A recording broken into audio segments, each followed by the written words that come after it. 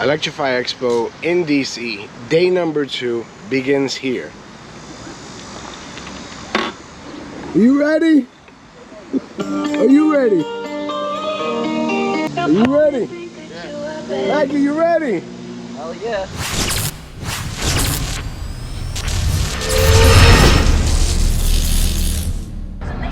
Alright, so if you guys have not already been to one of these Electrify Expos, go on to Instagram, go on to YouTube, look them up and find out whether or not they're going to be in your area.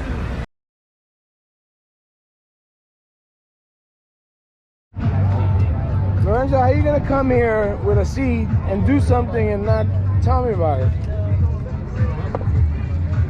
Oh, wow. Did you just make this right now? Did he just stitch that up right now at his booth? What?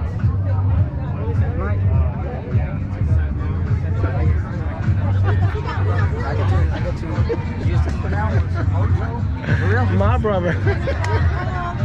That's what's up. Yo, shout out to Lorenzo Tapia. Hit this guy up.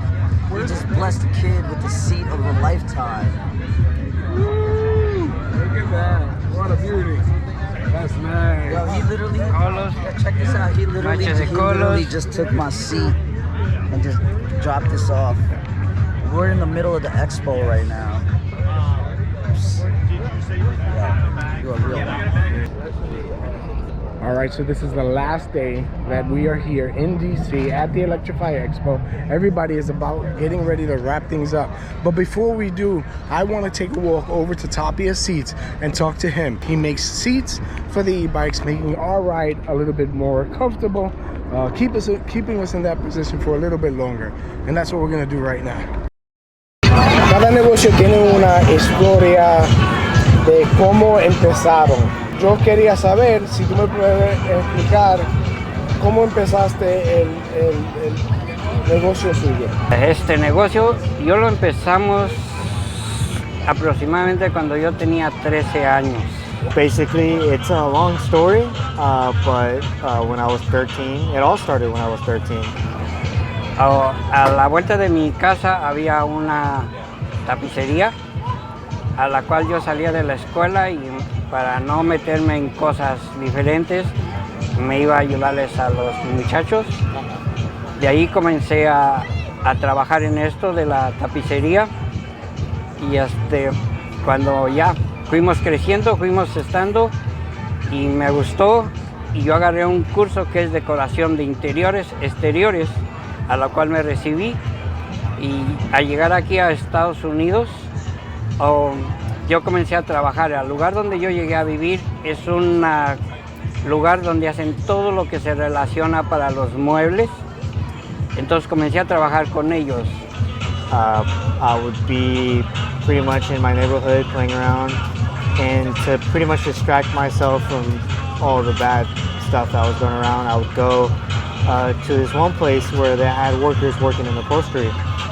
And ever since then, I started pretty much liking it, getting into it more. So I took a course at a school for interior, exterior design, upholstery work, and I began to fall in love with it more and more.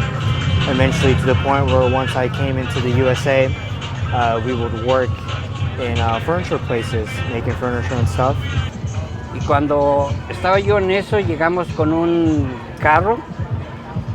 Comenzamos a trabajarlo y cambiar colores. Entonces la gente comenzó, mi vecino mirándome y yo dije, oh my God, voy a tener problemas. Y yo comencé con una maquinita aquí, manual, antiguita. Entonces yo comenzaba y le daba, ok. Cuando ese muchacho se llegó y me dije yo, no quiero meterme en problemas, no le voy a hacer el trabajo. Y llega y me pregunta, dice, oye, ¿en cuánto me vas a cobrar por hacerme algo así? Dice, aquí no hay nadie que quiera meter colores, todos quieren lo básico. Y yo les dije, te va a cobrar 3,500. A mí para ese tiempo era mucho dinero para él. Y me dice, ok, ¿cuánto empiezas? Y yo me dije, oh my God, ¿en qué me he metido? And eventually we ended up getting a car that we wanted to try and do the upholstery work inside of. changing the color of the seats, materials. Pretty much doing it at the house. And we had a couple people look at us, primarily thinking it was going to be some bad stuff, you know, going on. But then eventually one day when we were working outside on the car, we had a guy come up to us and was like, "How much do you charge to do something like this? No one else does this around here." And me not really wanting to get into that type of stuff, or not really knowing it, I charged him some ridiculous price, like $3,500. At the time, that was a lot of money for that. And to my surprise, he pretty much said, "Well, when can you get started?" Ya comencé a hacerlo, comenzamos a trabajarlo. Él continuó con su carro, se lo terminamos. A la siguiente semana me llegó otro recomendado por él mismo y me dije, oh, me estoy equivocando de trabajo. En lugar de la tapicería, y en el 2005 comenzamos en USA, en High Point, Norte Carolina, el primer negocio que es Tapia. Comenzamos a trabajarlo en tapicería oficialmente. De ahí comenzamos hasta la fecha, vamos creciendo. And that pretty much set off a whole bunch of domino effects. I did the work, he liked it. We made a good amount of money off of it. So we figured, why not start an official business out of it? And that's when we moved to North Carolina and High Point. In 2005, we opened up the first Tapia Sounds. We did custom furniture, did a lot more repairs and custom seats in cars, lowriders, trucks, all of that crazy stuff. And that pretty much led up to what we do now. We still do cars, boats, bike seats, and now we do e-bike seats. ¿Qué piensas hacer de aquí, maybe en tu futuro, maybe en 5 años? ¿Qué piensas hacer con Tapia Seats o Tapia Sounds? Vamos a decir. Ok, Tapia Sound comenzamos un buen tiempo. Estamos ahorita con Tapia Seats. I'll take a donut. Lo que estoy yo tratando de hacer. Give me a moment.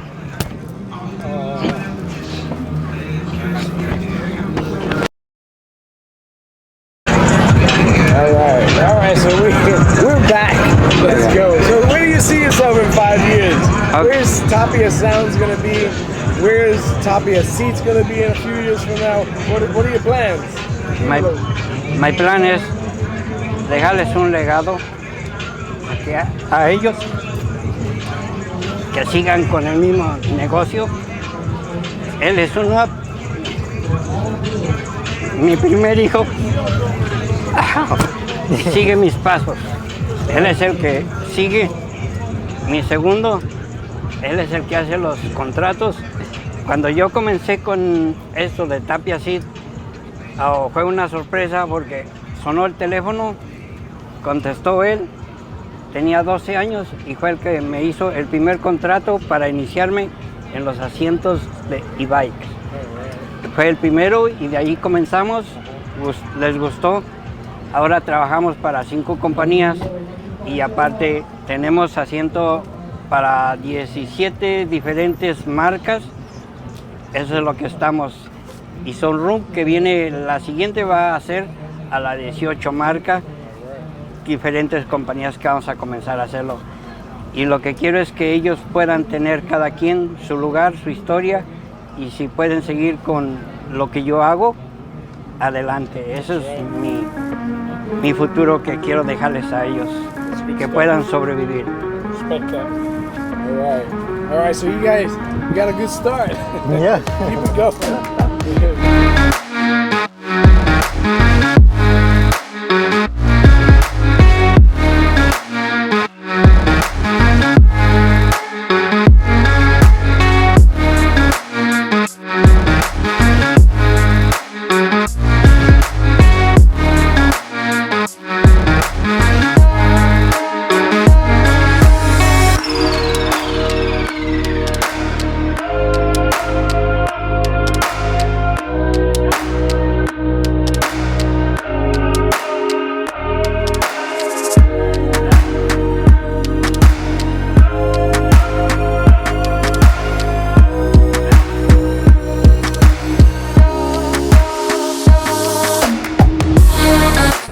Canyon is closed and we are on our way out. We are leaving. We are about to pack up the U-Haul, take all the bikes back. Everything we had on display is going back right now.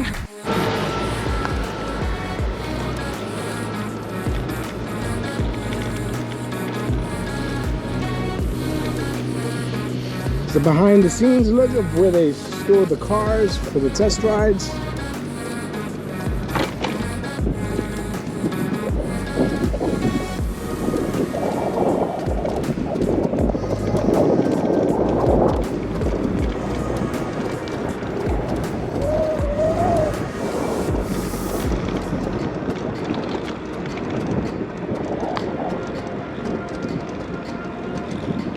And I believe this is the test course.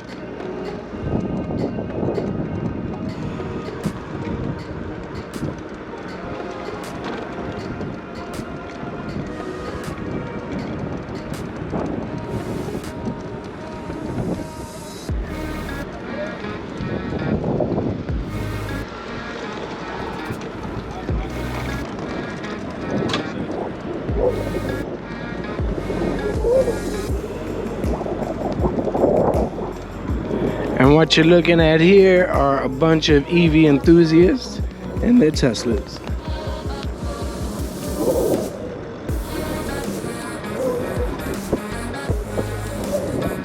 Check out that one. Woo! Slick. Oh, there goes another one. And another. Damn. Sick.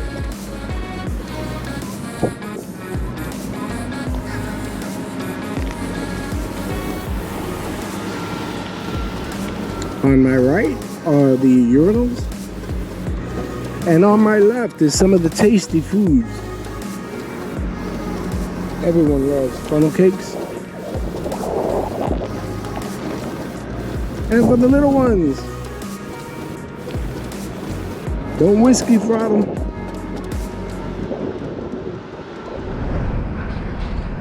Goodbye! Goodbye, Electrify Expo.